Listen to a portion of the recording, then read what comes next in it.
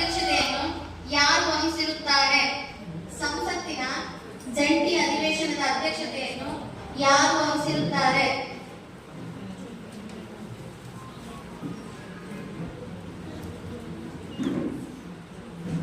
Options ಬೇಕಾ? ರಾಷ್ಟ್ರಪತಿ,